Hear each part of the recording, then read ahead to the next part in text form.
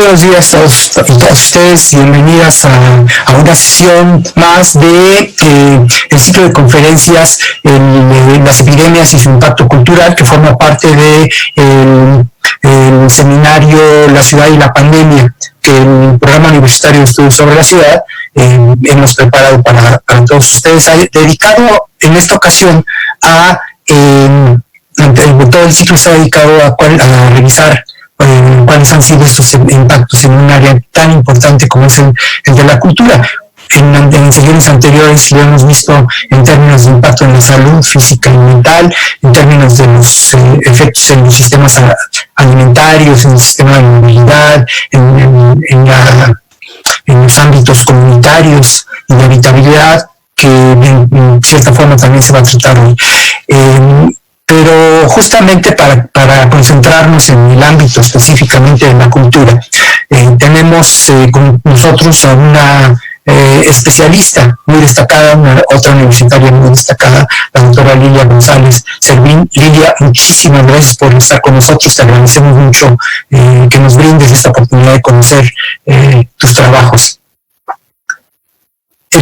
El seminario, el ciclo de conferencias está coordinado por la maestra Lilia Rivero Weber, quien hará la presentación de vida de nuestra invitada de hoy y conducirá toda la sesión.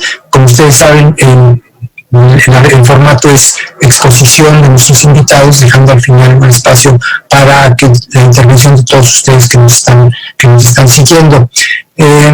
Déjenme decirles que la maestra Lilia González es una universitaria muy polifacética. Es arquitecta, maestra y doctora en arquitectura por la UNAM. Tiene una extensa currícula en la academia, en investigación, en la práctica profesional, pero también se ha destacado como artista. Ella tiene varias participaciones en exposiciones de su obra plástica individual y colectiva. También escribe, ha publicado cuentos cortos y prosa. También ha incursionado en el ámbito de la fotografía, los dibujos, esculturas en barro. Nos decías, Lilia, que hace unos momentos antes de entrar al aire. Y muchas otras técnicas diversas de expresión, pues se puede decir expresión artística. Y por eso precisamente creo que el tema al que le hemos invitado a que nos platique el día de hoy, en términos del sistema arquitectónico de los pabellones como respuestas a problemas de salud, pues justamente nos permite ubicar una respuesta práctica, como es la de los pabellones, que en medida que se instrumentó durante esta pandemia, ha dado muy buenos resultados. Ya la doctora Lilia nos platicará de ellos. También ella ha tenido muchas participaciones como alfabetizadora de adultos y asesora del Círculo de Estudios a nivel medio. Ha construido un hospital y diversos edificios orientados para atención a la salud.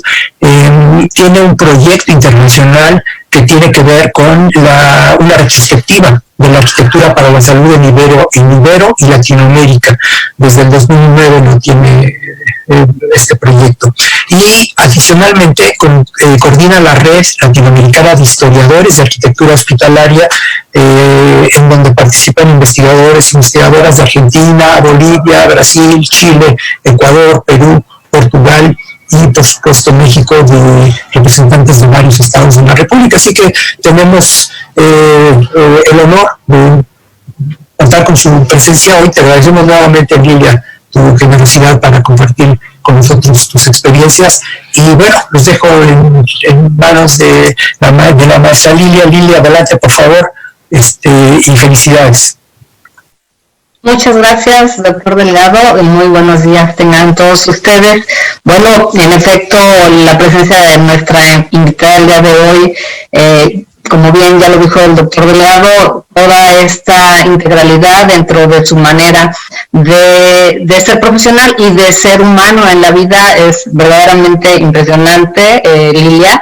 En verdad me encanta ver todo este proceso fundido en las humanidades, en tu escritura, en tu plástica, en el proceso de acercarte a las comunidades, el apoyo. Finalmente creo que esto habla muchísimo de toda tu dedicación a lo largo del tiempo, de tu docencia, ¿no? Tengo muchos de mis colegas, amigos arquitectos que fueron tus alumnos que se expresan de ti con mucho cariño, entonces es bien importante que dentro de la UNAM se conserve esta presencia tan humana de un profesor, de un profesionista que en donde se nombre su apellido y su nombre haya una respuesta de mucho cariño, lo cual me pasó ahora que estuve preparando tu conferencia.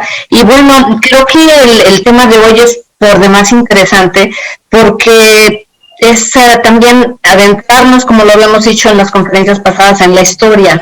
Este proceso de construcción de pabellones en respuesta a problemas de salud también nos dan una comprensión del proceso de la historia. Ya no los vas a nombrar tú, cómo va todo este proceso en la revolución, post-revolucionario, cómo este sistema pabellonario también es una manera de analizar la evolución de la arquitectura. Tú nos dices entre la independencia y la revolución mexicana.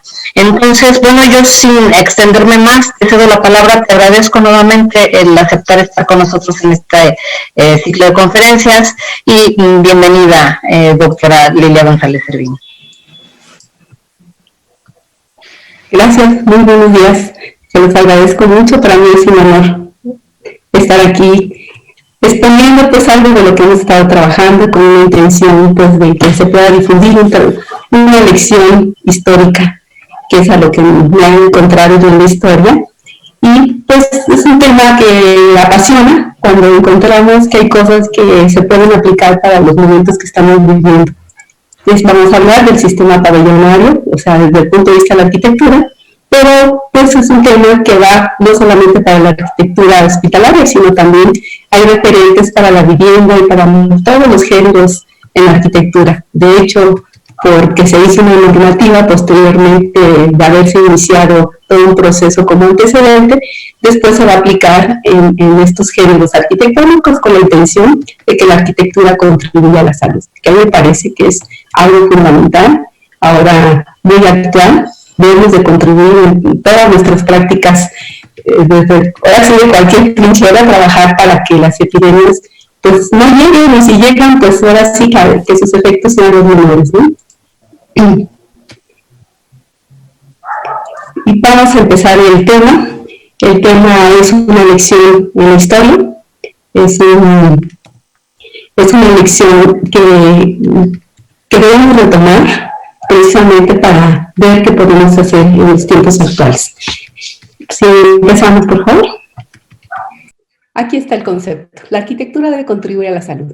Es una base con la que se diseñaron precisamente los hospitales y fue el fundamento por el que se desarrolló esta arquitectura. Tenemos antecedentes desde finales del siglo XVIII, y en el caso de México, pues antecedentes muy interesantes también en esas fechas, pero su desarrollo fue más de la segunda mitad del siglo XIX, sobre todo durante la época del periodo porfirista, y trascendió los tiempos siguientes. La siguiente.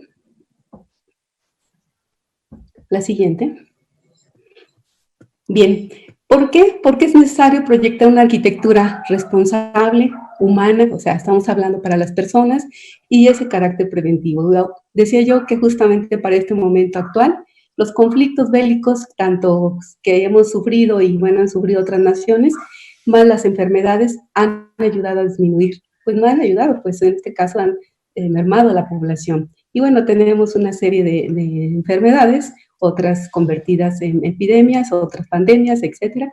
Pero tenemos en el siglo pasado, y bueno, siguiendo un poquito la secuencia de las conferencias, el siglo XIX tuvimos varias pandemias. La de 1833 nos cambió prácticamente la manera de ver la misma ciudad, los trazos, los hábitos se cambiaron, hubo muertos por muchos lugares, una población que se disminuyó, en muchos casos más del 10%, o en otros casos el 4% de la población, en fin.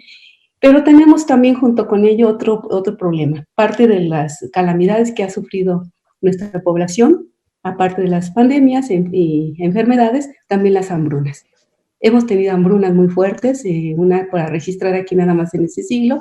Tuvimos la de 1884, que duró hasta 1892. Pero además hubo muchas más, y unas que dejaron a poblaciones prácticamente desoladas. La siguiente. La siguiente. Así que tenemos otra que también fue bastante devastadora, la de 1915, y de ahí después tuvimos una huelga muy general en el 16, pero nos llegó efectivamente la influenza española, que bueno, nos dejó también una referencia para estos tiempos que estamos viviendo, a un siglo. Y entonces nos preguntamos cómo enfrentar problemas de salud desde la arquitectura, y más si tenemos que quedarnos en casa. Y no es por el problema solamente de salud en el caso de pandemias. También estamos pasando constantemente con otro problema de contaminación, que por ejemplo es una reflexión. ¿Qué hacemos cuando nos encerramos? Si afuera el aire está contaminado, pero si no hay condiciones espaciales, ¿qué podemos resolver? Esa sería nuestra reflexión para el día de hoy. La siguiente, por favor. El sistema de salud tiene que ver con, obviamente, la manera en que se piensa sobre el concepto de salud-enfermedad, obviamente los avances científicos, tecnológicos, etcétera, pero también la cobertura, la política, qué es lo que se visualiza, cómo se interpreta ese concepto y cómo se aplica, por supuesto, para qué tipo de población. Y aquí al centro pongo los servicios médicos, que es justamente parte de lo que vamos a ver hoy, cómo damos respuesta a toda esa necesidad social. La siguiente. Nuestra población, a medida que ha incrementado, y bueno, pues hay poblaciones que no tienen mucha población, pero finalmente hay una demanda de servicios. ¿Por qué? Porque las enfermedades son constantes. Anualmente tenemos enfermedades, tanto en el sur, en el norte, etcétera, unas relacionadas mucho por los climas. Pero finalmente a nivel global, que es lo que se está construyendo quizá ahora también, en esos cambios de paradigma, donde visualizamos o nos visualizamos dentro de un universo que es obviamente que participamos y ahí estamos, ¿no? Entonces México ocupa, por ejemplo, el 10º lugar de los países más poblados, pero además también es el 5º de los más pobres. Esto implica que tenemos una población, pues, más del 40% de personas que están en riesgo, en situación de riesgo y que demandan servicios y que demandan muchas otras cosas más. Y que además casi la mitad vive en zonas rurales y otras en zonas urbanas. Por eso encontramos que nuestra Ciudad de México es el principal foco de atracción en el cual pues, se ha concentrado muchas cosas. Para no meternos un poquito más allá, pasamos a la siguiente. Bien, en esos parámetros generales, pues la arquitectura tiene que ver. Obviamente parámetros de riesgo a enfermedades y por supuesto si nosotros nos hacinamos, que es otra de las cualidades o de los problemas que hay que resolver, porque hay déficit de vivienda y muchas de esas viviendas ahorita lo estamos visualizando.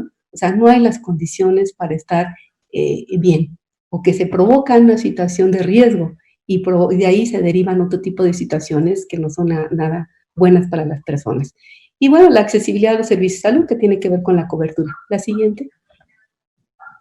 Y en esa accesibilidad de servicios de salud, por supuesto, tenemos los espacios. Y los espacios, en este caso, los hospitalarios, que están muy relacionados con el concepto, y ese concepto nos define una tipología. Por ejemplo, cuando llegan los españoles, pues nos dieron una tipología relacionada con el claustro.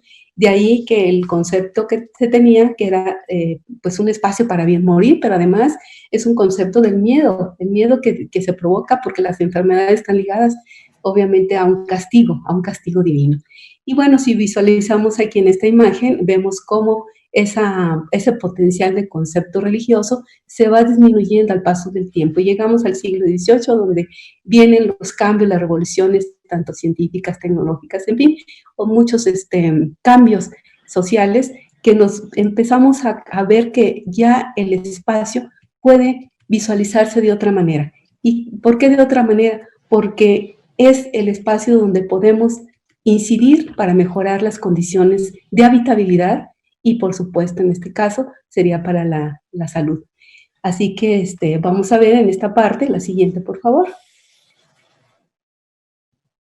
una parte de esas tipologías, o sea, un poquito la transición de esa tipología de claustro, obviamente al sistema pabellonario, que implica el número 3, está puesto en amarillo, que veamos ahí cómo se va diluyendo parte de ese concepto para abrir la posibilidad a empezar a visualizar la salud como parte de un beneficio, como parte de la beneficencia, o sea, una visión que tiene que ver con la prevención de enfermedades, y eso va a implicar una modernidad, o sea, el cambio de ruptura de una tipología del pasado a una nueva, y lo cual pues aparece, vean ustedes en el número 4, el sistema pabellonario, que va a tener muchas maneras de interpretarse, pero en términos generales aquí lo estoy visualizando.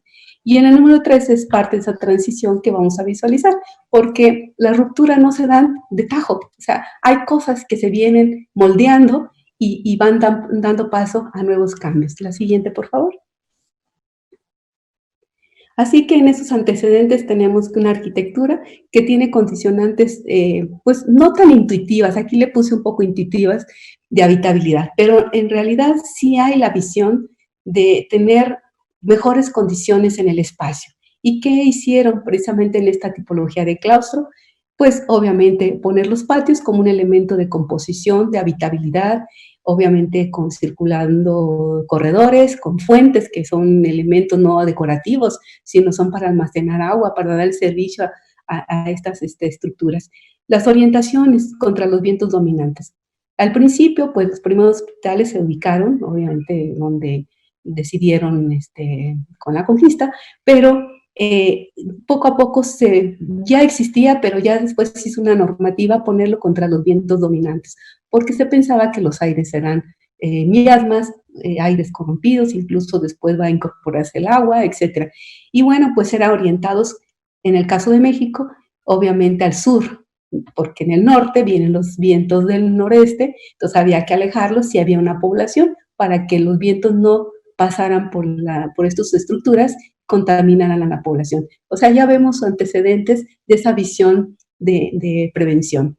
Y tenemos, pues sí, obviamente hospitales específicamente para un tipo de enfermedades, otros aislados generalmente, y bueno, pues sí, las salas va a ser el punto importante donde se van a ubicar los enfermos, y es a donde históricamente encontramos elementos interesantes para que la población que vive ahí, o sea, estos enfermos, los pacientes, tengan mejores condiciones. Así que vemos muros gruesos, altos, que es la visión que nos traen, obviamente contrastando con nuestra manera de pensar antes de la conquista, pero bueno, se pensaron en ubicar estos edificios en lugares amplios y, por supuesto, con agua en abundancia. La siguiente. Tenemos una búsqueda de habitabilidad a partir de los patios. El patio se vuelve un recurso ambiental, muy románticamente lo voy a decir, como ventanas abiertas al cielo para recibir luz, aire, sol, por supuesto. La siguiente. Y bueno, hay antecedentes de muchos, pero para llegar a nuestros hospitales de esa época. Pero como no es el tema, llegamos a la parte de la transición, el número 3, que es donde vemos las primeras variaciones de la planta claustral, que tienen que ver con darle mayor importancia a la habitabilidad y la higiene. Por ejemplo, para asegurar la salubridad, se buscó la mejor manera de aprovechar los recursos naturales, la luz, el agua, el calor del sol, por supuesto, todo para también evitar enfermedades muy ligadas a la influenza, como es la parte de la humedad.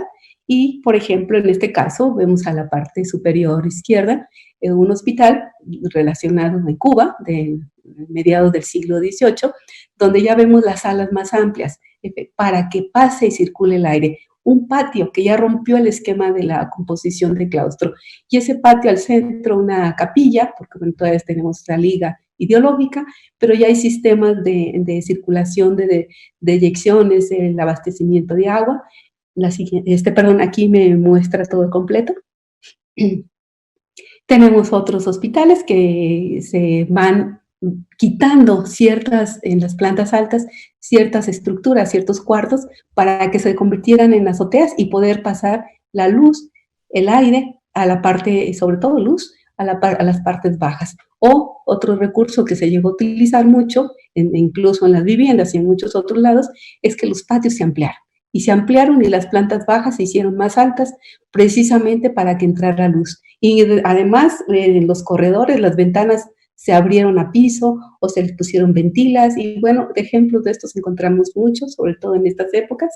Y tenemos otro recurso, la búsqueda de nuevas tipologías. Y aquí encontramos en el caso del Hospital de Belén en Guadalajara, finales del siglo XVIII, las primeras búsquedas interesantes de hacer composiciones concéntricas y hacer edificios más angostos para que la ventilación sea cruzada a través de las ventanas, mayor áreas verdes y bueno, un recurso también funcional. Y tenemos también otros recursos que se llegaron a utilizar. Ya vemos que los muros se hacen más angostos, que ya no son tan gruesos para evitar esas humedades. Tenemos la transformación de las cubiertas, donde ya se empiezan a incorporar también materiales, por ejemplo, como el hierro, para sustituir las vigas. Recordemos que las vigas se llegaban por la humedad, se llegaban a podrir y a anidar chinches, piojos, o sea, portadores del tifus, que era también había que evitarlo. O sea, generalmente vemos a la arquitectura en una evolución de cambios de formas y de ciertos materiales, de ciertas estructuras, pero también hay que ver que hubo otros elementos y que esto precisamente, el sistema pabellonario, es una modernidad diferente, es una manera también de interpretar esos cambios. Y bueno, en esa búsqueda de geometrías también se buscó la funcionalidad, por supuesto, también los zócalos, o sea, la parte rodapié que llamamos mucho en la arquitectura, fue para proteger de humedades y de insectos.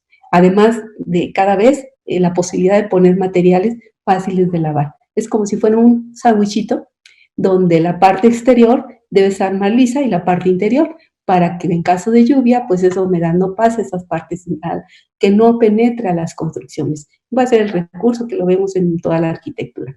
Y bueno, pues aquí vemos incluso la posibilidad de la limpieza, que ya se empieza a ver como ese recurso de higiene. La siguiente.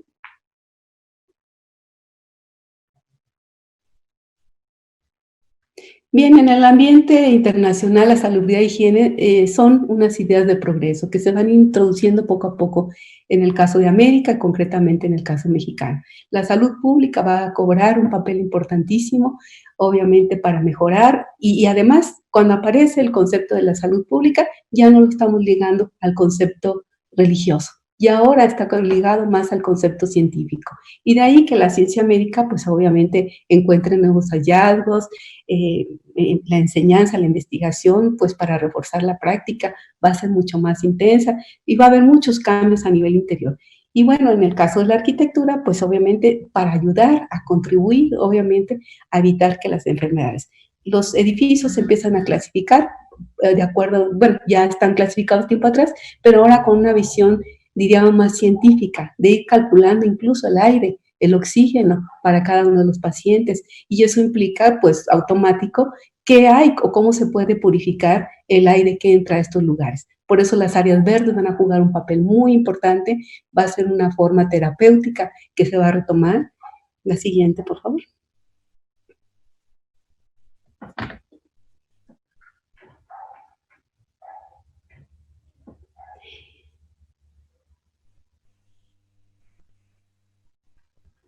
Obviamente decía que la parte médica tiene un gran avance científico y pues requiere esos espacios con mayor luz de día, no había electricidad en esa época. Entonces la luz cenital es una situación interesante, importante que había que retomar, los materiales por supuesto que se van a ubicar en ese tiempo y pues ahí vemos una evolución de la enseñanza, ligado obviamente a la práctica, pero sí visualizamos cómo la arquitectura ya empieza a participar de otra manera para resolver esas necesidades intrahospitalarias. La siguiente, por favor. La siguiente.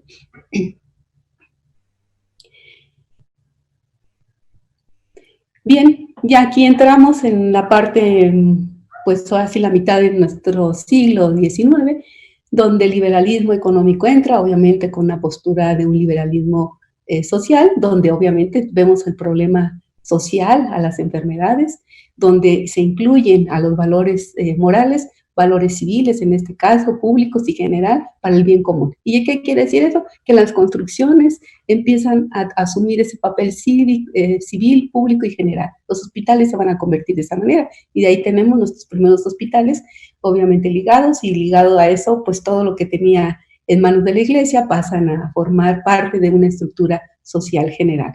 La salubridad y el hacinamiento, la desnutrición, pues sí va a ser visualizado, pero no se va a resolver, porque son factores de pobreza, y en la pobreza en México no se ha resuelto, ¿no? Pero bueno, finalmente hay intentos de mejorar la habitabilidad y la higiene en los espacios. Eso implica generar o procrear un ambiente sano, tanto el urbano como el arquitectónico. Y eso es lo que ahorita en la normativa va a aparecer. Va a aparecer visualizando cómo mejorar esas condiciones. Había bandos desde el siglo mucho más anterior, el siglo XVIII, ¿no? Para la limpieza, para mejorar las calles, para poner banquetas, en fin, muchas cosas, incluso en la arquitectura. Pero bueno, ese ambiente sano ya va a ser mucho más claro, porque ahora muchos cambios sociales se van a dar. Decía yo, por ejemplo, la influencia de estas pandemias que hubo, pues cambiaron esta visión, nos volvimos a los ojos a ver a los enfermos, a ver a los muertos, que a veces tenían que estar en las calles, pues sí, por una situación de que todavía no teníamos suficiente capacidad en los hospitales, se hacinaron, etcétera. Entonces, visualizar estos cambios, pues se dio que toda la estructura del pasado se tuvo que modificar, por supuesto, la facultad médica se va formando, se forma una estructura para buscar cuáles son las mejores maneras de procrear ese ambiente sano y mejorar las condiciones intrahospitalarias, y con el tiempo, pues desde los años 40 se forma el Consejo Superior de Salubridad, Consejo de Salubridad primero, después va a ser ya adquirir algunos nombres, pero su finalidad fue retomar todas las experiencias que había al respecto y aplicarlas. Y bueno, parte de eso, cuando analizamos nosotros el desarrollo del urbanismo moderno, pues vemos que mucha de esa estructura está relacionada precisamente con el cuerpo humano. La siguiente, por favor. Y eso implica mejorar las obras públicas, obviamente para prevenir enfermedades, los contagios, y pues nos da con el tiempo una nueva imagen urbana, que políticamente pues obviamente ayuda, ¿no? O sea, los hitos urbanos tenemos una ciudad muy clerical, pues va a transformarse en una ciudad donde aparecen estas nuevas estructuras hospitalarias y muchos otros edificios utilitarios, como son mercados, en fin, son muchos otros más, pero además se planean ya también las plazas y los jardines con esa visión de dar un equilibrio y armonía ambiental. Y bueno, hay bandos aquí, lo que me detengo nada más un poquito es para que vean esta tabla. En esta tabla ya se hace un planteamiento de mejorar la capacidad de los hospitales, pero además mejorar la capacidad implica que también modernicemos las estructuras. Y bueno, en este entonces se habla de metros cúbicos por paciente, lo cual implica que el ambiente intrahospitalario exista mejor condición para respirar. O sea, estamos hablando de entre 41 y 45 metros cúbicos por cada paciente, pero estábamos muy cortos en esa época. En esos entonces hay hospitales que tenían hasta 76 metros cúbicos en Europa. O sea, sí, la generosidad del espacio tiene que ver. Y eso, pues, para generar, obviamente, formas que tienen su relación con el aire, pues, y formar unos metros cúbicos, pues tenemos que ver las dimensiones. Y entonces hay una relación respecto de lo largo, lo ancho y la altura.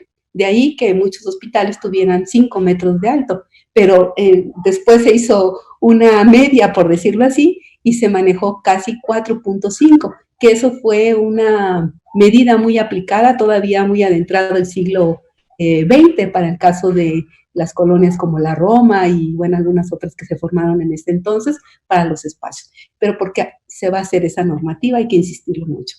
Entonces, tenemos aquí que hay ese recurso de ver, obviamente, esa dimensión que había que hacerlo. Y eso, pues, fue la justificación para hacer esos paralelepípedos. Y con toda una estructura de cómo hacer que funcione. Aquí puse un sistema de bóvedas que muchos de los casos eran dovelas, o sea, hay estructuras metálicas que ya se empiezan a colocar, pero es para, obviamente, en la doble bóveda, para que dentro es como un colchoncito y en la parte central circule el aire. Y bueno, hay edificios como el que está a la izquierda, que es el Hospital de San Pedro en Puebla, que precisamente todas las bóvedas se tuvieron que hacer abiertas para poder mejorar la ventilación y la iluminación dentro de cada una de las salas y para recibir incluso otro tipo de enfermos en casos de emergencia, como era el tifus o alguna de las sífilis incluso que llegó a pasar. Entonces habría que pensar en esa ventilación. La siguiente. Y bueno, pues eso implicó que al momento de abrir cubiertas y todo, pues mejoremos el espacio, pero también incorporar nuevas tecnologías, nuevos materiales, incluso nuevas formas. Y llegamos al final casi del siglo XIX, cuando el Consejo Superior de Salubridad formó el Código Sanitario, que esta es una medida muy interesante que a mí en lo particular me parece que es uno de los fundamentos que concentra muchas de esas ideas, y además se aplican. Y se aplican para lo urbano como para lo arquitectónico, con el fundamento de evitar la insalubridad y prosperar la salud. Además, para conservar la salud, decían, para mejorar las condiciones de la especie humana, por ejemplo, y erradicar focos de infección, lo cual entramos a la planeación de la ciudad, a cómo hacer las limpiezas, cómo reorganizar espacios, cómo generar nuevos barrios, en este caso, con donde hay concentración de población y posibilidad de hacer las colonias que conocemos que se formaron en este periodo. Así que tenemos y también en esta normativa lo que se piensa que los cubos de ventilación y las ventanas, por ejemplo, para las viviendas deben ser generosos. Pero además a eso también se pone que mínimo debe haber 20 metros cúbicos por habitante en las viviendas. O sea, hay una posibilidad de que las personas tengan maneras de respirar, porque además no solamente que les garanticemos los metros cúbicos de aire, sino la factibilidad de que sea reciclado, y reciclado en mejores condiciones. Por eso la normativa entra con la parte urbana, o sea, es una visión integral de evitar que tantos talleres como fábricas, que si vemos las estadísticas, para la última década del siglo XIX, es el boom de muchas industrias y de muchas fábricas y talleres, etcétera, que se concentran en la ciudad. Entonces, sí, hay una cantidad importante de funciones, de muertes, etcétera, pero también empezamos a visualizar la posibilidad de ese reordenamiento.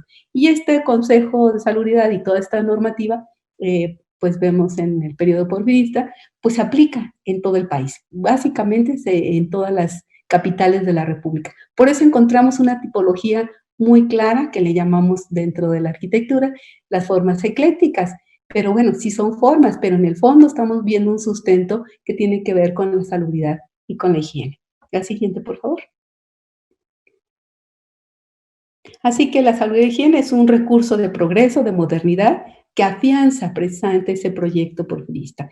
Por ejemplo, aquí hay una de los interesantes que se hicieron de parte del código, nos dice que no hay que mezclar las aguas negras con las potables, ya de entrada. Segundo, también las que se descargan de los lavaderos, de los fregaderos, etcétera, no mezclarlas tampoco. Y además, muy importante, que las descargas de agua de lluvia se den, si no de manera directa a la calle, por lo menos bajarla a través de patios, terrazas o a las azoteas, etcétera. Por eso va a ser un recurso interesante. Eso es importantísimo porque son condiciones de sustentabilidad. Ahora, recargar los mantos freáticos, tenemos un problema porque estamos hablando de esas modificaciones en el código, por ejemplo, que después tuvieron que hacerse cuando se inaugura el drenaje profundo en 1900, pues ya para 1903 tenemos modificaciones en el código y en 1904. Y bueno, pues está muy acorde, diríamos, a actualizarse poco a poco. Pero eso implicó que el recurso del agua se tuviera esa visión de hacerlo. Pero tuvimos el problema grave porque no cumplimos, y no cumplimos tanto los que construían, pero por otro lado el mismo gobierno no puso doble tubería. Y bueno, vemos las consecuencias en la actualidad. La siguiente, por favor. Aquí las acequias se abrieron precisamente para que corriera mejor el agua y evitar que se inundaran las casas. Es más, hubo un desplazamiento de las construcciones hacia arriba, y ahí vemos en toda la República Mexicana donde hay esa posibilidad de inundaciones, que las construcciones se levantan más arriba de las banquetas. Bien, vemos entonces aquí, ¿qué es el sistema de pabellones?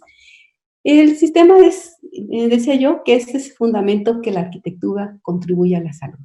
Un gran teórico francés de la época, Julien Gadet, mencionó que precisamente si los arquitectos hacemos las cosas bien, donde incluso los pacientes entraran con cierta, pues no podemos decir alegría, pero con cierta intención de que voy a entrar al hospital porque sé que ahí me van a atender, dice, ya estaríamos haciendo una obra de arte. Yo creo que eso es fundamental para nosotros.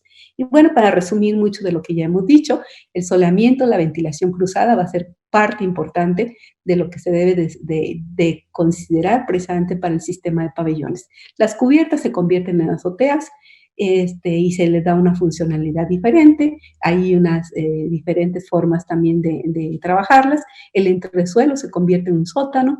¿Y por qué es importante este entresuelo?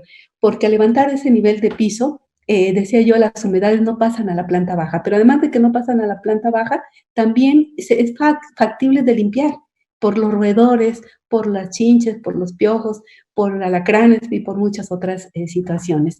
O sea, no dañamos a la cimentación, pero también hacemos que respire la casa, que respire estos sistemas, diríamos, de habitabilidad. O sea, que una casa deba ser que respire para que nos dé oportunidad de respirar en mejores condiciones. Yo creo que es una reflexión muy interesante que a mí en lo particular siento que habría que pensar, ponerla ahora sí que negritas y altas, ¿no? Como decimos ahora.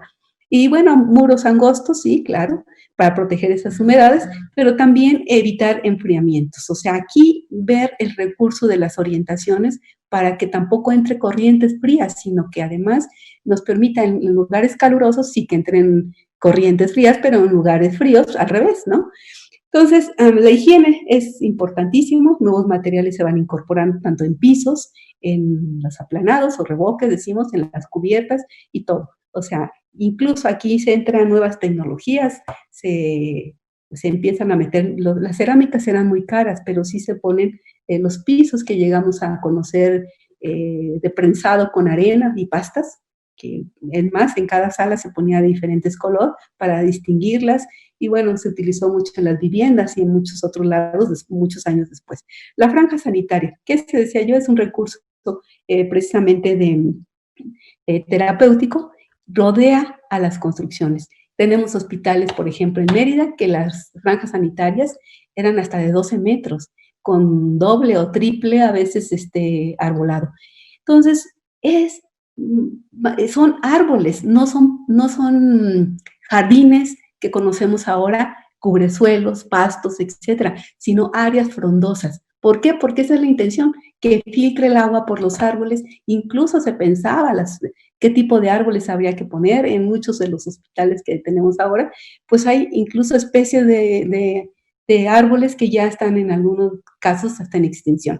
Y eso permitía también algo importante, que los pacientes en recuperación pudieran tener un incentivo, o sea, incidir en la voluntad de los pacientes para mejorarse. Y además es también, si un paciente enfermo, postrado en cama, podía mirar hacia los árboles, ver la vida, escuchar el agua, incluso a veces había plantas aromáticas que podían entrar dentro de las construcciones. En fin, creo que es un recurso interesante que hay que analizar. Y bueno, pues se aprovechaban, por supuesto, las aguas de lluvia, por lo cual había que diseñar las bajadas de aguas pluviales y, por supuesto, si había que bajarlas, si es en las construcciones ahogadas, no había tanto problema, pero si muchas había que pasarlas por las fachadas, pues había que diseñar las fachadas. Y ahí también tenemos un campo de investigación bastante interesante.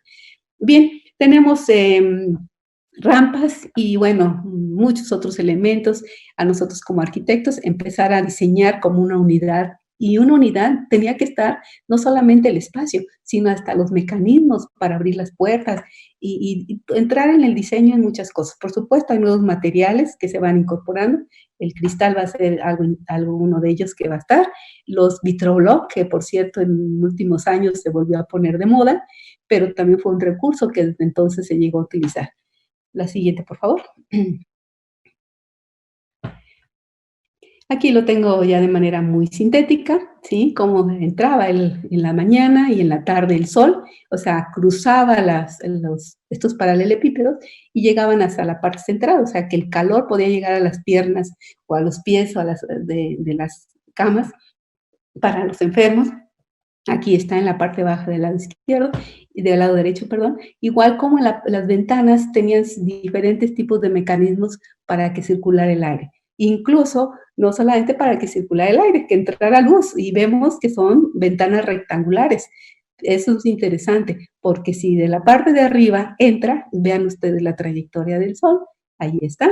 Y cómo es un recurso ambiental de iluminación también, y además, pues, para que el espacio tenga mejores condiciones. Hay muchos ejemplos de esto, por supuesto, pero hay algo que también se empieza a incorporar, los solariums. Es para socializar a los pacientes que ya están en procesos de recuperación. La siguiente, por favor.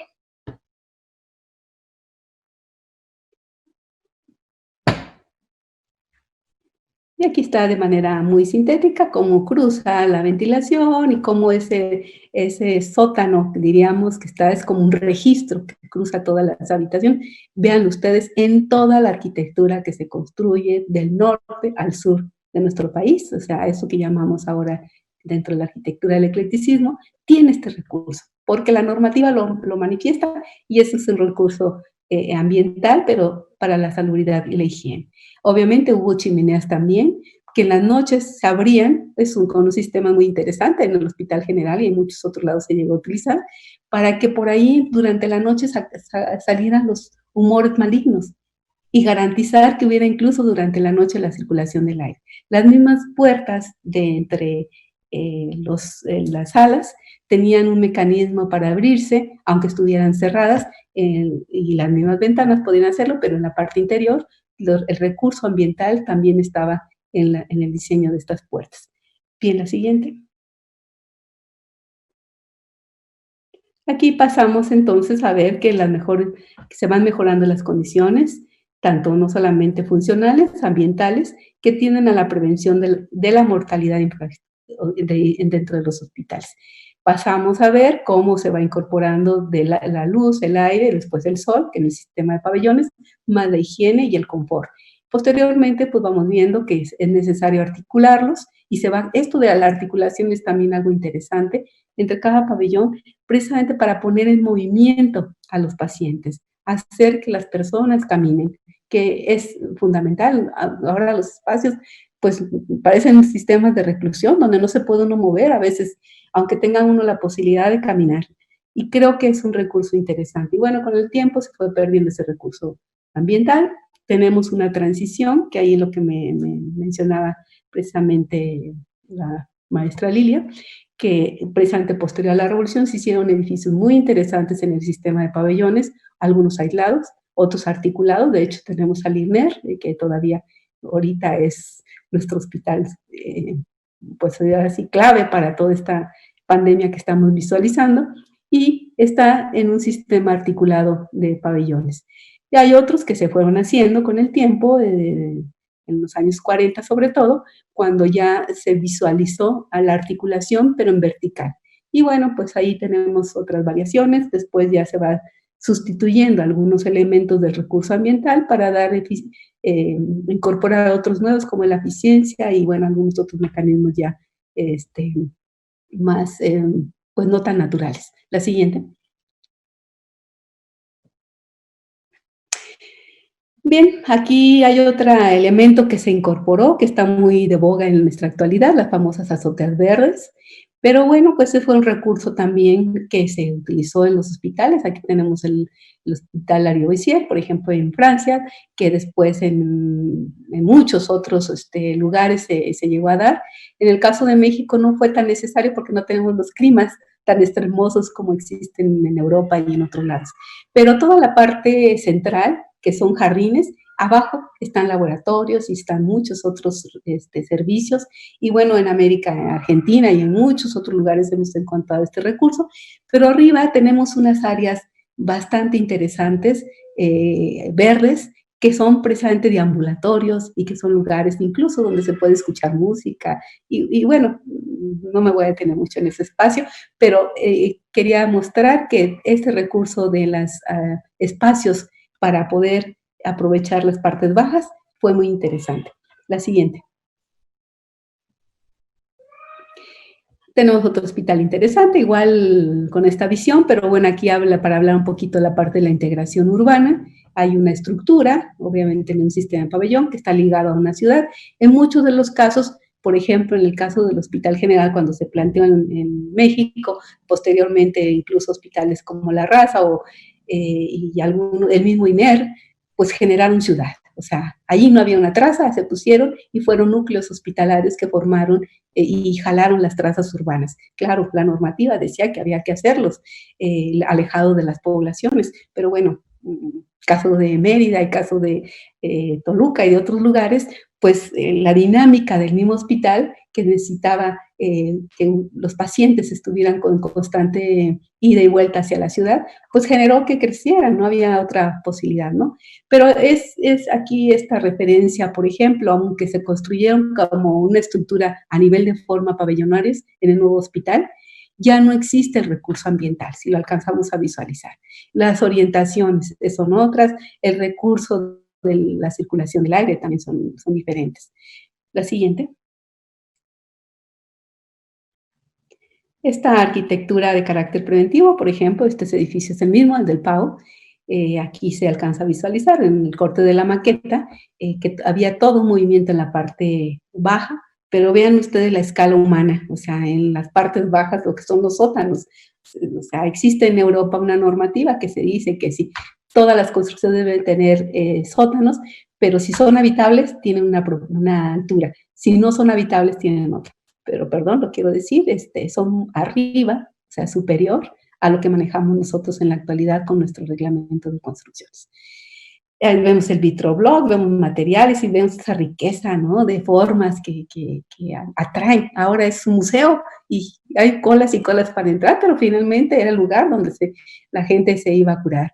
Y los pabellones pues estaban conectados en las partes bajas, doble pared, precisamente para evitar el enfriamiento, pero también la circulación del aire a través de esas dobles paredes. En el caso del hospital que está en el extremo izquierdo, abajo, encontramos en un hospital el Hotel Diu, que precisamente tiene también todo un sistema de recibir luz para la parte baja de los sótanos. La siguiente, por favor. Y bien, pues ya en la visión esta integral que decíamos urbano-arquitectónica, pues los mismos hospitales se volvieron núcleos como pequeñas ciudades dentro de una ciudad, un espacio dentro de otra ciudad, donde pues ese ambiente sano tiene que ver con un ecosanitarismo y que le dio el carácter preventivo, pero traducido también a la ciudad, pues de entrada para planear una ciudad se había que pensar en dejar superficies para reserva de parques, de zonas arboladas, etcétera. O sea, no solamente son plazas, sino que son también la posibilidad de que sean jardines. ¿Por qué? Porque son los pulmones de la ciudad. En el caso de las construcciones, pues igual, que las calles sean anchas para que pase la luz y pueda penetrar todos los pisos, etcétera. La siguiente, por favor. Bueno, pues si visualizamos estadísticas, pues vamos a ver que el sistema de pabellones son muy pocos los que se construyen con respecto a los siglos anteriores, pero su capacidad aumentó. Por ejemplo, el Hospital General estuvo diseñado para 1,000 personas. Si los otros tenían capacidad hasta para 400, cuando mucho, y eso ya estaban en condiciones de hacinamiento, pues la visión que se tiene es también aumentar la capacidad del servicio. ¿Por qué? Porque ahora ya son públicos, son generales y hay que ponerlos y además hay la posibilidad de clasificar enfermedades, entonces pueden recibir a diferentes tipos de enfermos. La siguiente. Pues todos los hospitales que se construyen, hasta el más sencillo, más, diríamos, pequeño, cumple con normativas. El que está al centro es un hospital en Veracruz, donde aparece el desplantado del nivel del piso, obviamente por allá no solamente el calor, el problema de culebras, el problema de ratones, el problema porque hubo muchísimas calamidades que había que evitarlas también, ¿no? Pero aquí rescatamos un concepto también interesante, la veranda, o sea, este corredor que está alrededor de los pabellones, que permite ese caminar, ese andar, porque no solamente es para el servicio, sino también para que los pacientes se sientan que están en un lugar agradable, por decirlo así. Y bueno, pues vemos la franja sanitaria, donde se diseñaron, por supuesto, las bardas, no se pusieron ciegas, normalmente con material, pero en este caso que cruzara y tuviera la transparencia de a dónde es, porque de eso se trataba, de que el aire que entra pues cruce por la franja sanitaria, entra al hospital. Pero si va a salir, de igual manera, estos, diríamos, humores, pasen, se filtren y puedan llegar a la ciudad. La siguiente, por favor. Ahí vemos diferentes formas, materiales, por supuesto, de acuerdo a la región, etc. Y bueno, nuestro primer hito, diríamos, importante, que refleja esta, diríamos, concentración de ideas, de la cobertura que se piensa, de cómo atender a la población en general, pues hablamos precisamente de ese concepto Hospital General de México, es para todo México. O sea, no tenemos todavía el nacional, que va a ser por revolucionar e incorporarle el concepto nacional, pero en este caso es general, ¿sí? Y bueno, pues una proporción interesante, tenemos 30%, por ejemplo, de las construcciones, con su, o sea, en relación a las áreas abiertas. Si ahorita ponemos una imagen de cómo está actual, pues creo que sería al revés, ¿no? Sería muy, interesante. Que también es una reflexión, ¿cuál es el límite que deben tener estos espacios? Porque si perdemos el concepto, pues ya vemos que hay espacios vacíos, pero si pensamos en el concepto, nos faltaría espacios, obviamente, para poder tener esta visión terapéutica de higiene y de prevención, etc. Pero bueno, la siguiente. Aquí tenemos innovación en el sistema constructivo, precisamente con esa intención. Bueno, edificios como el Hospital Juárez, que se tuvo que modificar la cimentación para que se reciclar el aire. Hospitales como en Puebla, donde se tuvo que pintar las cubiertas para que no fueran tan frías, ¿no? O sea, en el término estético, sustituir la madera por sistemas vigas, metálicas, hierros, etcétera, y materiales más fáciles de limpiar. La siguiente, por favor. Todavía tenemos todo el centro histórico con estos sistemas, porque decía yo que se aplicó hasta para la vivienda. Y bueno, diferentes ejemplos de regiones y de climas. Aquí encontramos, por ejemplo, que las ventanas, aunque algunas fueron más alargadas que otras, pero tienen ese recurso ambiental. Entra por la parte baja el aire frío, circula, limpia y sale por la parte alta de las construcciones. Si ustedes van a cualquier construcción de estas épocas, en cualquier país, encuentran este recurso. Claro, unos más ricos en un nivel formal, otros incluso como en estos casos, ¿no? Los hierros que además, las tapas que se ponían en estos huecos, eran factibles de moverse. Entonces tienen un diseño bastante interesante. Y bueno, cosas muy bien logradas. Tenemos las ventanas que se abren de diferente forma para control de las corrientes. Hay otros, en este caso, por ejemplo, pues aquí es muy fáciles de visualizar. Y la franja sanitaria que rodea los espacios, tenemos el zócalo, ¿no? Con sistemas interesantes. En unos casos utilizaron ladrillo, otros piedra, otras formas neoclásicas y de todo hubo como parte de sus recursos. Otras no logradas, por ejemplo, la superior, donde se pusieron ya cristales negros y ciegos, por ejemplo, en el caso de Mérida. Creo que, pero ya no entro más en polémica en esa parte. La siguiente, por favor. Formas interesantes, unas muy, ahora sí, con una visión más local, más indígena. Pensemos que también en este periodo, desde finales del siglo XIX, y se dio mucho en el periodo posrevolucionario, de la búsqueda de nuestra identidad, de una búsqueda de una arquitectura mexicana moderna, mexicana que nos refleje, que sea para nuestro momento, para en ese momento que se estaba viviendo. Y bueno, pues de ahí se formó nuestro maestro Villagrán y muchos otros. Y además, en este periodo sigue todavía la normativa del Código Sanitario. La siguiente. El mismo Hospital de Jesús, construido en 1521, tenemos el patio, la primera construcción, con sus áreas jardinadas, otras dos etapas de construcción, una en los 60 y otra, perdón, en los 40 y otra en los 60, pero también esa modificación hecha precisamente por nuestro maestro Villagrán tiene esa visión, la circulación del aire. Vean las proporciones de las ventanas y además los mecanismos para abrir las ventanas, que también es eso justamente para que circule. Y vemos que son sistemas de pabellones angostos para que la ventilación cruce de un lugar a otro. La siguiente, por favor.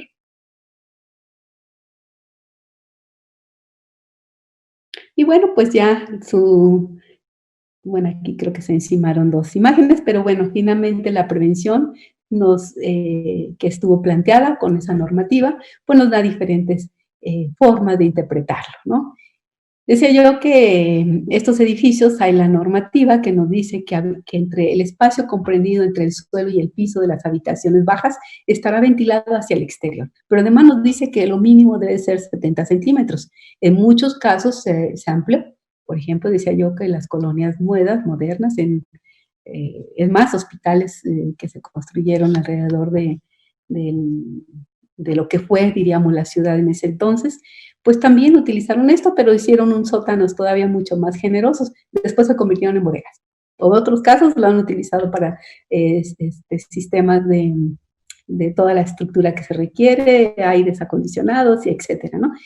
Pero también en otro artículo nos decía que las construcciones o las casas se debe impedir la ascensión del agua al suelo de las paredes. Y por eso decía, aquí encontramos diferentes tipos de ventilación y vayan ustedes a cualquier parte de nuestra ciudad o cualquier parte de otras ciudades a nivel internacional y allí lo encontramos. La siguiente. Sí, yo decía que muchos hablan de la quinta fachada, que es las azoteas, es aplicados de entonces, o sea, abrir las cubiertas para que entre luz y aire. Es más, es una experiencia que se utilizó en todo el sistema ferroviario y que después se aplicó a las viviendas. Y bueno, el otro recurso muy interesante, formal, es el pancupé, que cortar las esquinas, que en el siglo XIX se dio mucho, y sigue, pero también tenía ese recurso ambiental. ¿Por qué? Porque en una esquina se puede acumular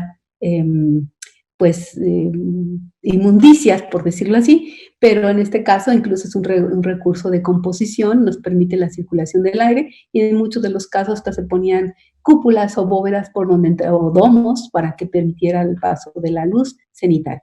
Y bueno, son recursos arquitectónicos que los encontramos, y aquí hay otros pequeños orificios en las cubiertas, en muchos casos porque todavía se construyen en madera, para evitar que las humedades se concentren y pudieran circular. El sistema de rampas, que en la actualidad pues sigue siendo un recurso muy interesante pues ahora sí, hasta para el espacio público a nivel de la Ciudad de México, por ejemplo, ¿no? La siguiente.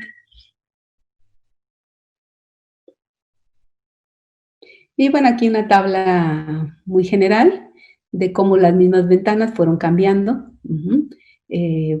Muchos dirían, pues sí, está evolucionado. En algunos casos hay que entender que, pues sí, cambia a nivel de forma, pero a nivel conceptual, pues vamos, diríamos, reduciendo esas condiciones ambientales.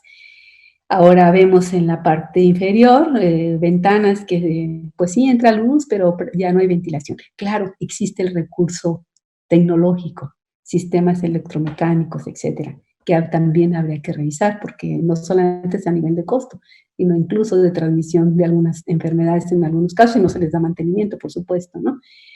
Tenemos igual, voy a terminar la reflexión en este caso, un detalle de una habitación que ya más actualizado, que ya no se construye con metros cúbicos, sino a nivel de metros cuadrados. Si antes hablábamos de 41, 45, que era lo mínimo, y bueno, hubo otros que se construyeron con 50 y tantos metros cúbicos, en este caso 6.6 metros cuadrados por paciente, lo cual, y metros cuadrados, ya no son cúbicos en este caso, ¿no? Y la orientación de las camas cambió, lo cual hace que las camas que están más cerca de las ventanas sí reciban luz, reciban quizá sol, en muchos casos no lo reciben, pero en algunos casos sí, pero las otras, diríamos, encamados o los otros enfermos no tienen esa posibilidad, ese privilegio, diríamos, muchas veces de recibirlo. En otros casos es contraproducente, dependiendo del clima, dependiendo de la orientación. La siguiente, por favor. Y bueno, aquí de manera muy sintética, cómo pasamos de la evolución de este tipo de pabellones, de pasar del aislado al articulado y hasta los articulados en vertical. Que cambió mucho, efectivamente, los metros de relación del área abierta con respecto al área construida. En algunos casos se mejoró, como decía yo, en el caso del INER, que es el que se encuentra en la parte central, y que muchos estuvieron ligados al código sanitario, otros con modificaciones a ese código sanitario, y otros cuando ya entra en vigor los reglamentos de construcción, que es en el 52 desaparece del siglo pasado el código sanitario, pero ya había tenido muchas modificaciones en el camino. Y bueno, pues sí, pasamos de metros cúbicos a metros cuadrados, obviamente de ya no orientar las 4 fachadas, ya podemos orientar quizá una, quizá dos, quizá hasta 3, etcétera. Y bueno, pues en este caso ya tenemos una tipificación de enfermedades diferente también, hay que decirlo, los sistemas de la ciencia médica evolucionaron, etcétera. Pero bueno, tenemos ahí la siguiente, por favor. A nuestros constructores, arquitectos, en este caso nuestro gran maestro Villagrán García, que no me voy a detener en hablar mucho de él, pero él fue un gran maestro que construyó los primeros hospitales importantes públicos a nivel de los primeros, porque no fue el primero, pero sí a nivel de México, en este caso, pues la Granja Sanitaria, por ejemplo, o lo que es el mismo el INER, que aquí está presentado, bueno, también las oficinas en 1925 que se construyeron para la Secretaría de Salud, y en todos los casos el recurso de composición arquitectónica o el elemento clave es obviamente el tinaco, ¿no? El tinaco del agua que representa la salubridad, la limpieza, y es un remate visual y es a nivel compositivo, etcétera. Y además lo trabaja muy bien, aquí hay trabajos de los compañeros mismos del INER que han hecho trabajos interesantes al respecto de este tipo de hospitales. Bien, lo siguiente. Y bueno, pues ya casi para ir terminando, tenemos muchos hospitales que se construyeron durante la etapa virreinal, otros que se modificaron o que incluso utilizaron espacios pues construidos para otro fin, pero fueron refuncionalizados o adaptados, etcétera. Pero los que sobre todo se adaptaron a finales de siglo, pues tuvieron que recurrir a la normativa, que era un gran reto. ¿Qué hacer para que esto no solamente funcione, porque las cosas funcionan, o nos adaptamos, pero hacer que funcionen conforme a una normativa no es tan fácil, ¿no? Pero muchos de ellos sí se construyeron ya a nivel de una modernidad que tomaron en cuenta, y tenemos el hospital, aparte el General, el Escandón, y muchos otros más, en Veracruz, en Mérida, decía yo, en Toluca, en todo el país, en las capitales de la República, porque eso fue el proyecto de que hacer que no solamente hubiera plazas, las plazas tuvieron su kiosco, tuvieron muchos elementos, pero son zonas jardinadas para la prevención, para la higiene, para la salubridad. Aplicar todo esto para prevenir. Pensemos que estamos cerrando un siglo con hambrunas y con epidemias y con pandemias, y bueno, llegamos sumado a un proceso bélico con la Revolución Mexicana, ¿no? Se agudizaron los problemas, se tuvo que tomar medidas para bajar la escala y pensar en consultorios médicos y pensar en otras estructuras, pero también eso dio posibilidad a tener una visión de construir con mayor capacidad otros hospitales y ampliar los radios de acción, de ver las condiciones de los lugares y además de su relación con las personas, y de ahí vemos que en los años 40 pues hubo el Plan Nacional de Hospitales, pero entre eso y para atrás vemos mucha riqueza de búsqueda, de alternativas, de pensar cómo resolver los problemas. La planeación urbana en la Ciudad de México tiene que ver con todo esto. Y bueno, la misma normativa se fue ajustando, el mismo código sanitario y para esa planeación tanto urbana, arquitectónica, pero bueno, después nos fuimos desligando, nos fuimos especializando, haciendo por niveles los.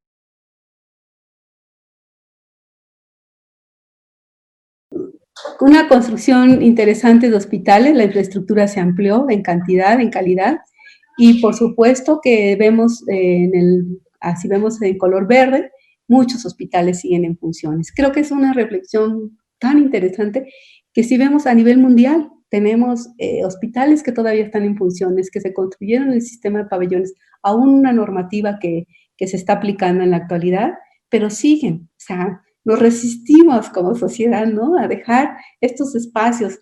Y bueno, pues ese es el caso de esta tipología que se va desarrollando. La siguiente, por favor.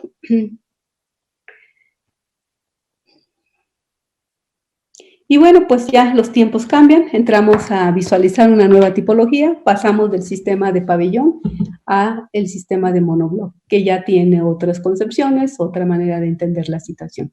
Este es el sistema de pabellones, un sistema que nos permitió visualizar una, diríamos, el desarrollo de una arquitectura integral relacionada con el urbanismo, relacionada con las disposiciones públicas, muy ligada a las políticas, a la cobertura, y, por supuesto, a la intención de contribuir a la salud y a mejorar la esperanza de vida de los mexicanos. ¿Por qué? Porque también la accesibilidad es una necesidad y una manera en la que se ayuda a que las personas pues alcancen a tener mejores condiciones de salud, o por lo menos su recuperación. Y pues otro elemento que me faltó aquí decir a nivel de imagen, como parte de esas medidas a nivel de, ya no de la ciudad, bueno, también la ciudad, pero más a nivel de provincia, la cal, así como se utiliza todavía hasta la fecha, la cal viva para que no suban las arañas, ciertos animales y se coman las plantas, pues se pintaban las construcciones, pero además se hizo como una normativa y además las partes bajas se pintaban con congo, o sea, una sustancia química dañina para o tóxica para estos tipos de animales, y la parte alta en blanco. Así que tenemos también una imagen muy interesante a nivel nacional del rojo con blanco en estas construcciones. Y bueno, pues con esto diríamos prácticamente estaríamos terminando. Nada más señalar que pues sí, aparte de ampliar la capacidad, también nos dejó una referencia de una nueva conducta, ¿no?, de transformar ciertos hábitos, de hacer con ciertas comunidades a nivel internacional, porque bueno, empezamos a ligarnos con estos conceptos. Y bueno, pues tenemos una visión y que creo yo relacionada para el caso de la arquitectura, de habitabilidad, que tuvo que ver con todos los espacios abiertos. Nos señalaba la normativa para mercados y para todo en relación a la prevención. Mejorar ventilación, iluminación y soleamiento, que creo que este de soleamiento se nos ha olvidado en muchos de los casos, retomarlos como para el caso de la arquitectura en términos generales, ¿no? Nada más. Muchas gracias. Muchísimas gracias, doctora González Urbina. Increíble verdaderamente este recorrido histórico, ¿no? Muchas veces no hacemos este switch, ¿verdad?, entre el momento virreinal y los hospitales religiosos, beneficencias, todo este proceso, al momento en que el concepto de salud pública aparece, y eso me pareció fundamental, ¿no? Cómo finalmente estas relaciones sociales y culturales van creando también todo un proceso de desarrollo. Me recordó mucho el momento en que el virrey Revillagigedo hace todo este proceso de sanitización, como ahora se está diciendo, ¿no? De poner los desagües, o sea, de hacer todo un proceso para tratar de que la ciudad fuera menos sucia, porque eso implicaba evidentemente mucha más enfermedad y epidemias, pero sobre todo en el momento en que lo que comenta esta apertura a la parte civil y que deje de estar normado por la parte religiosa, sí, en verdad es un recorrido riquísimo. Afortunadamente, esta conferencia se va a quedar grabada y después subirá a YouTube para que lo podamos seguir procesando, porque ha sido una cantidad de información valiosísima. Muchísimas gracias. Agradezco a nuestra audiencia. Tenemos visitantes de Zacatecas, de Guadalajara, tenemos visitantes de Perú, de Buenos Aires, ¿no? Entonces, yo voy a ir de una vez diciéndote cómo vamos con las preguntas y respuestas. Por lo pronto, bueno, tenemos Saludos, como te dije, de Buenos Aires, de Zacatecas, de Guadalajara. Elena Ruth Gómez, gracias a la doctora Lili González Servín, de Actualidad su conferencia. Gracias por compartir su conocimiento. Felicitaciones de parte del público. José Nemes Servín, estoy de acuerdo con el comentario de la señorita Granados, las epidemias es algo que nos afectan a todos y el que la información pueda estar disponible para toda la población permite que la difusión y el conocimiento aumente y se tome una mayor conciencia en este tipo de temas. Felicitaciones por darle inclusión a la comunidad sorda con estos buenos intérpretes, como siempre Abraham Iván, y muchas gracias. Marelia Escobedo, agradezco al POC por dar acceso a conferencias de primer nivel, a población en general. Nos han ayudado mucho la relación de salud con la arquitectura y urbanismo. Excelente información. Muchas gracias por diferentes temas de actualidad con bases históricas muy antiguas. Elena Ruth Guzmán pregunta, doctora, ¿qué hospitales actualmente cumplen con las funciones terapéuticas?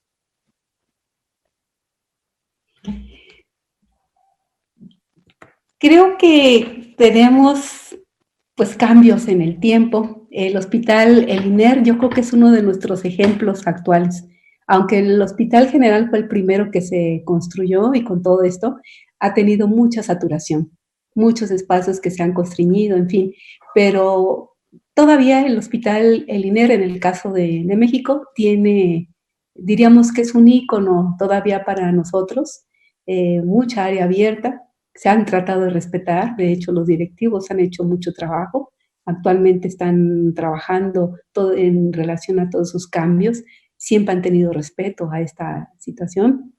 Sí vemos ese en particular, que es el que de los que hablamos para el caso de la Ciudad de México, otros ya muy desafortunados, han cambiado muchísimo, pero eso lo pondría yo como primer ejemplo. Tenemos privados, algunos que todavía están con esa huella, diríamos, de esa tipología de pabellón. Otros que cambiaron, el hospital, bueno, en este caso el centro médico, por ejemplo, que es una transición ya del sistema de pabellones en vertical al sistema de monobloc. De hecho, hay algunos, se cayeron por desgracia en el 85, los más altos, pero algunas cosas todavía encontramos rasgos del sistema de pabellones ahí, no es completamente pabellonario, pero encontramos algunos aspectos.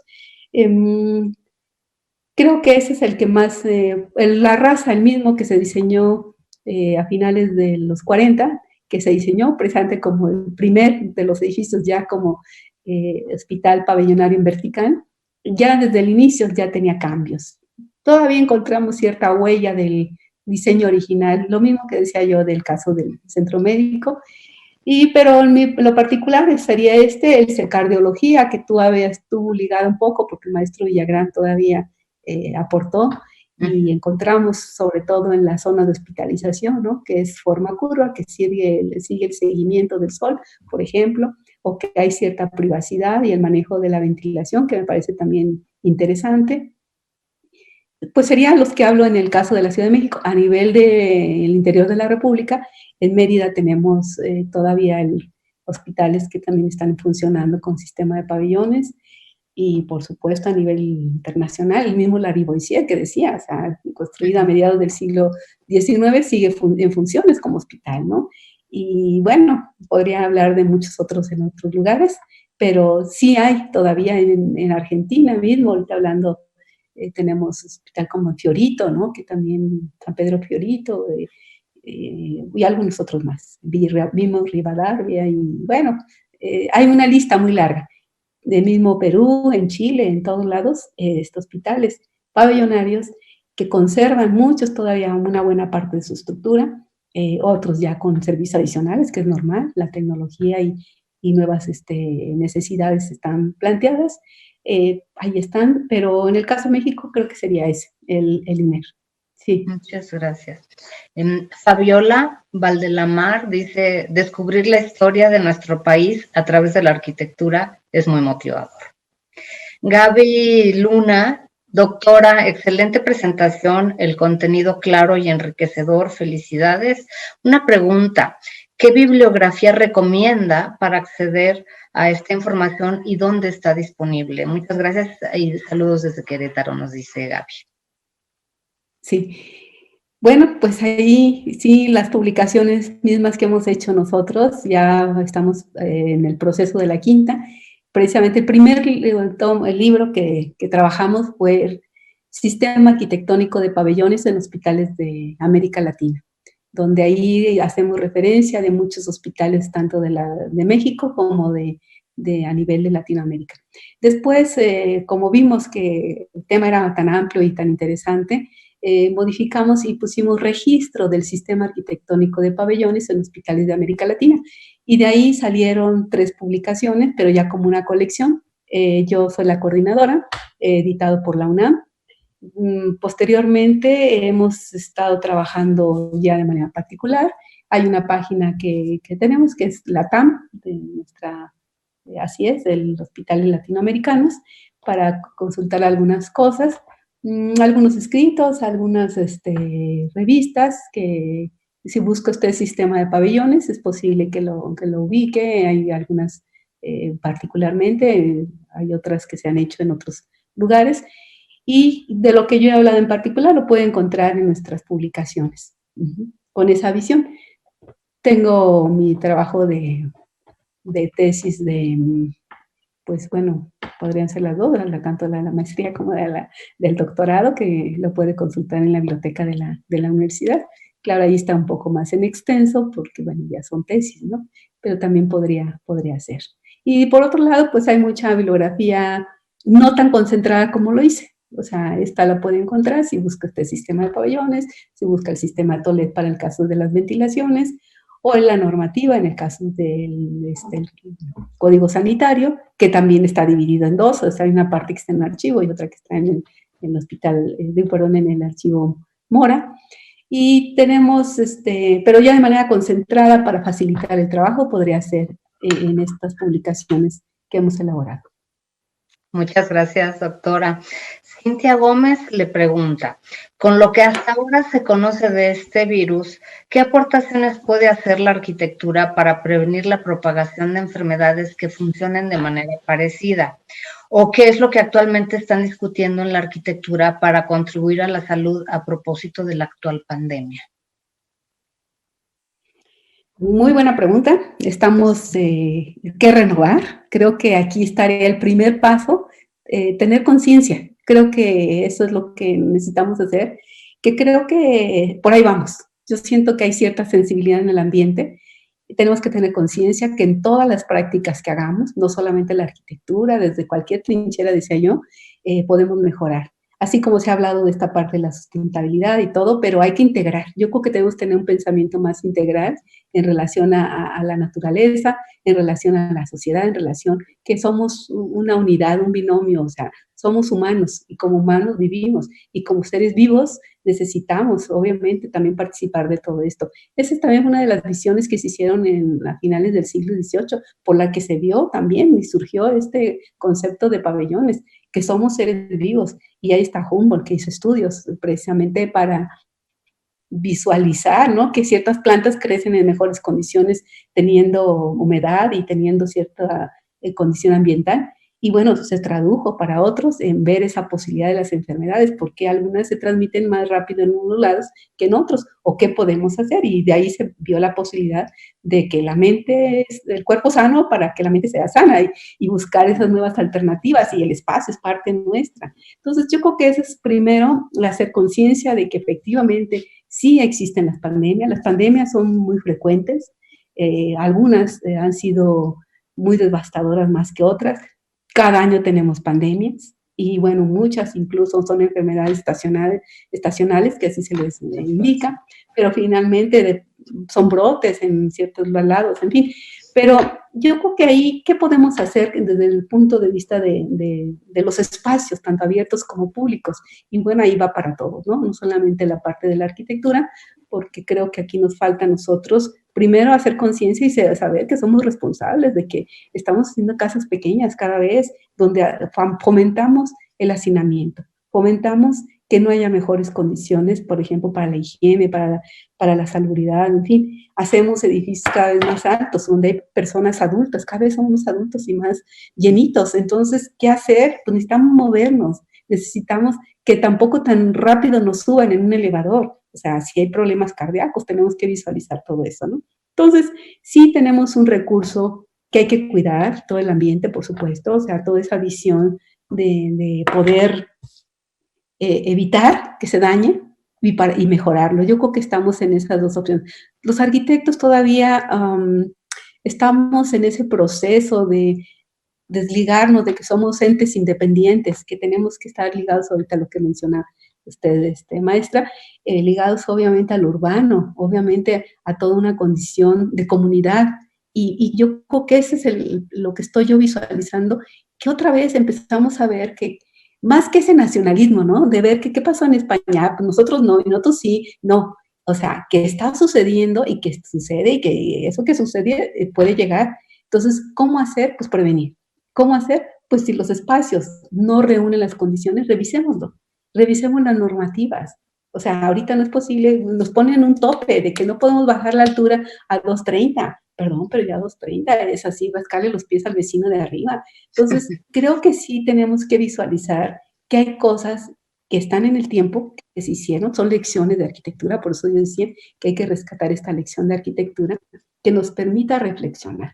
Y reflexionar para renovarnos es la idea que creo que ahorita está en el ambiente. Tenemos que cambiar, porque lo que estábamos haciendo no está funcionando como debería de ser. Y que miremos, si somos una comunidad, miremos al vecino, miremos a los que están aquí a un lado, pero también a los que están más lejos, como son nuestras comunidades que están en otros lados, que también requieren son también personas, que requieren también de condiciones favorables para mejorar la habitabilidad, mejorar la higiene, la salubridad y evitar enfermedades, lo cual, pues bueno, hay muchos factores, como decía, la alimentación y muchas otras cosas que tenemos que visualizarlo, pero de entrada, desde el punto de vista de nosotros, sí creo que debemos entrar en esa reflexión, ver que los espacios no son suficientes, ya vimos si hospitalarios no son suficientes, perdón, pues en todos los espacios, no solamente dejemos la chamba para los médicos, también nos corresponde a nosotros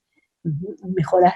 Creo que ahí tenemos que mejorar el ambiente para que podamos pensar en que la vivienda debe ser ese espacio vivo, ese espacio que se pueda respirar y que nos permita respirar en mejores condiciones, o hacer un sistema de filtros que pues ahí la tecnología nos va a tener que ayudar, pero ya de entrada tenemos que visualizar los cambios nosotros. Eso, ¿qué más está haciendo? Creo que todavía nos falta hacer mucho, pero pues yo espero que primero, pues sí, tomemos conciencia, reflexionemos y ahí, a partir de eso, visualizar qué podemos hacer, qué tanto podemos hacer y cuáles son las condiciones para este momento y si no, generarlas para el futuro. Ciertamente, y creo que hay dos palabras claves que en este periodo no debemos de olvidar para el futuro, que son prevención y solidaridad, ¿no? Creo que constantemente hemos dicho, no es solo pensar en nosotros, lo que yo haga afecta al que está al lado de mí. Entonces, ahorita creo que hemos aprendido que ese proceso que tenía la sociedad de ser muy individuales y de finalmente pensar solo en uno, finalmente acaba con esas consecuencias. Tenemos que ser solidarios, pensar en los demás, cuidarnos y prevenir todo este proceso de infecciones. Entonces, doctora González Servín, voy a tener que empezar a concluir. Voy a decir los últimos saludos. Si después quieres dar un último mensaje para que después yo ya me despida y pueda invitar a nuestra audiencia a la conferencia del próximo viernes, que será de cierre de este ciclo. José Luis Guerrero, muchas gracias a la doctora González Servín. La maestra Lupita Silva te dice: gran exposición, clara, con conocimiento y muy buen manejo del lenguaje. Un gusto escucharla. Gracias. Tere Calzada Cortina, también saludos desde Puerto Vallarta, Jalisco. Malú García, saludos de Nuevo Laredo. Fabiola Valdelamar, saludos desde el INER, al que mucho le ha enseñado la doctora González Servín. Rocío Kernagui, saludos desde Tampa, Florida. Y Malina Lipo, saludos desde Alemania. Pues has tenido una audiencia muy, muy amplia el día de hoy. Lilia, yo te paso la palabra para que te despidas y después podamos despedirnos en conjunto de la audiencia. Sí, muchas gracias. Pues creo que mi reflexión y contribución que deberíamos de pensar para el futuro es hacer espacios dignos. Creo que aquí esta es una manera, diríamos, de un espacio que se pensó en esa dignidad. Entonces, creo que eso es espacios dignos, sanos, o sea, saludables, a generar ambientes saludables, por supuesto seguros. Tenemos un problema para la ciudad, hablando de problemas de nuestra ciudad, pues sí, la seguridad es fundamental desde el punto de vista de la arquitectura. Deben ser espacios seguros también. Tenemos problemas de sismos y eso pues también nos hace reflexionar qué hacer para estos casos, ¿no? Entonces sí creo que debemos cambiar esos paradigmas, tenemos que visualizar en ese futuro de pensar en una arquitectura obviamente saludable, una arquitectura digna, una arquitectura que nos permita ser como personas, que nos permita integrarnos como comunidad, una arquitectura con carácter, pues sí, de ser solidarios, bien que lo menciona, maestra, y por supuesto que nos haga crecer como personas y que nos engrandezca nuestro espíritu, que crezca nuestro espíritu como seres humanos. Que tener mucha armonía, por supuesto, y bueno, son muchas otras cosas, pero en términos generales eso es a lo que yo me referiría para cerrar y agradecerles, por supuesto, invitarlos a la reflexión. Creo que ahorita es hacer comunidad internacional, que vale la pena, ver las experiencias de otros lados, retomarlas, analizarlas y ver qué nos puede servir a nosotros. No copiar por copiar, porque creo que también parte de lo que hemos cometido en el tiempo, que a veces copiamos y copiamos mal. No son palabras mías, son de un director de la Escuela de Arquitectura en 1903. Muchísimas gracias Lilia, en verdad ha sido una conferencia riquísima. Todavía tenemos mucho que digerir, volverla a ver, porque en verdad fue un recorrido histórico amplísimo, riquísimo. Muchísimas gracias por tu presencia. Y bueno, los queremos invitar, el próximo viernes va a estar el doctor Luis Alberto Vargas cerrando el ciclo. La conferencia es también sensacional, va a ser Comer en tiempos de esta pandemia del 2020. Cómo la sociedad ha tenido un proceso de transformación en torno a la alimentación. No se la pierdan, va a estar interesantísima. Yo les agradezco, como cada viernes, su atención y el estar con nosotros. Me despido, les recordamos que nosotros desde acá seguimos trabajando, la UNAM no se detiene. Y bueno, es el próximo viernes nuestra próxima cita. Que tengan ustedes muy buen fin de semana. Gracias, chao.